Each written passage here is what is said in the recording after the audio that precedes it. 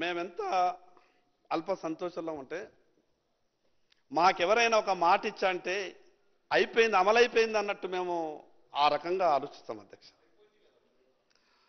ఈ శాసనసభలో మొట్టమొదటి రోజు కూడా ఈ 42% మీద చర్చ జరిగినప్పుడు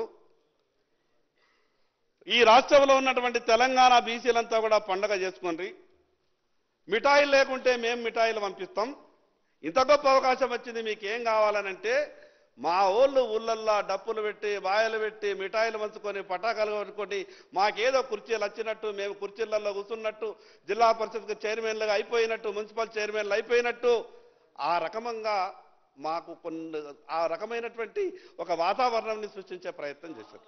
అధ్యక్ష, నేను ఒక విషయం అడుగుతా. మా ఆదిశేనన్న అంటే నాకు చాలా గౌరవం అధ్యక్ష.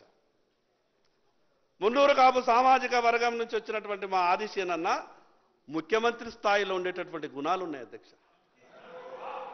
కానీ ఈరోజు ఏమైంది అధ్యక్ష, మా పరిస్థితి ముఖ్యమంత్రిగా ఉండి ఈ రాష్ట్రాన్ని నడిపించేటటువంటి శక్తి ఉన్నా ఆ మంత్రివర్గంలో మాకు అవకాశం లేకుండా పోతుంది. ఎవరికి చెప్పుకోవాలి అధ్యక్ష ఈ బాధలు? కాంగ్రెస్ పార్టీ నుండి వాళ్ళు చెప్పుకోలేరేమో, కనీసం దూరం నుండి చూస్తున్నటువంటి మేము మీ బాధను అర్థం చేసుకోగలుగుతాం. అధ్యక్ష, ఎన్ని రోజులు అక్కడుండి పరిపాలించాల్సినటువంటి మనం ఎన్ని రోజులు అధ్యక్ష వెనక బెంచీలలో కూర్చుండి మాట్లాడు?